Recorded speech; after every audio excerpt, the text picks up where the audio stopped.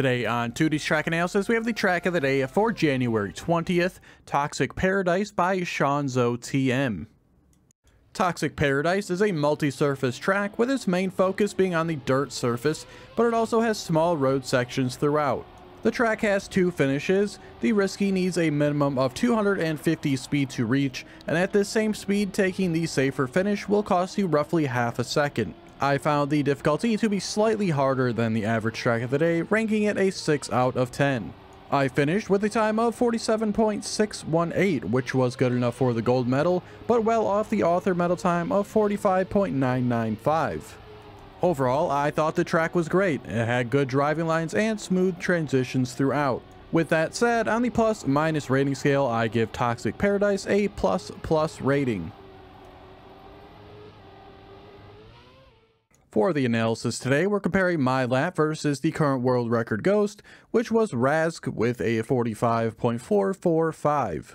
There's one thing I want to point out immediately here at the start. You can see right here that I'm turning very aggressively already to the right immediately, and it's something I don't even really think about, but it does end up costing me like 1, 2, or 3 speed at the start of like every single track that has this type of feature. And you'll see as I unpause that as we continue on here, I'll just keep losing a little bit extra distance on the world record ghost. And again, it's not a lot, but it adds up, and you can see here at the first jump, I'm already like a car length and a half behind. But at this jump spot as well, the first thing I want to point out on the track is that you want to be as close to this right side wall as possible, and then jump your way to the left side of the checkpoint. This is the line that the GPS took, and it's the best one that I could seem to get as well. I don't get that line perfectly, but I did it decent enough to get a pretty much similar line here to the world record. And as you can see here on this entrance, I'm just much too wide entering this. I need to be up to the left-hand side so I can get a better exit than I will here. Because here I have to turn very far to the left, and then at the end I'll have to turn very hard to the right in order to make the turn. But I still end up with decent speed on the exit, only being 10 speed behind the world record. But here, I'm honestly pretty happy with my line. You can take this one anywhere from like where I am to the world record's location. Here, I just wish I turned a little bit harder to the right earlier so I could get a better exit. I'm just too straight upon landing and have to turn very hard at the very end of this turn. Again, it really wasn't all that bad, but the worst part is coming up. On this turn right here, I will get a tiny bit of airtime. This will cause me to slide out to the right, and I will also lose a gear. So at this turn, make sure you just go a little bit wider here to the right-hand side so you do not get that airtime.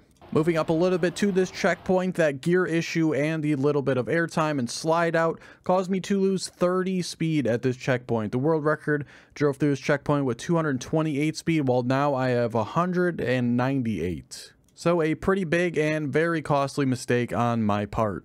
The section after this will be pretty much even though, as we take very similar lines here, but right on the exit, I'm just a little too aggressive to the left here. Should have straightened out a little bit earlier to avoid a little extra slide out here. But I'm fairly happy with that section, and fairly happy with this upcoming section as well. But the exit, I could have been a little bit lower here, just a bit too high on this jump. For this jump as well, you want to be on the right-hand side of the curve. You really do not want to be jumping off anywhere to the left side of it. This higher jump gives me a worse line to start this dirt, and I'll have to turn very hard here at the end. The next turn, you want to be very aggressive towards the inside, which I was not, and I knew at the time that I took a pretty poor line here. It doesn't cost me any speed, really. It just costs me extra time.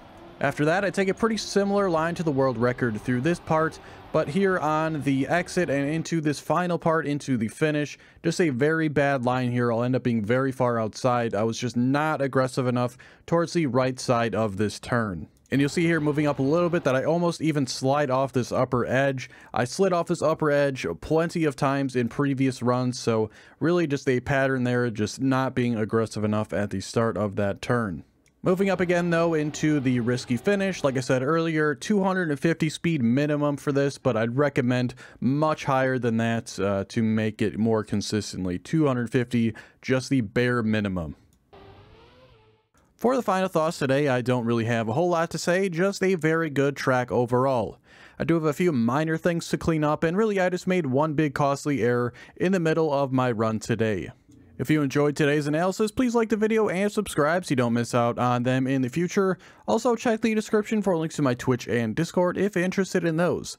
But that's it for today and for the week. I will see you guys on Monday for the next track analysis.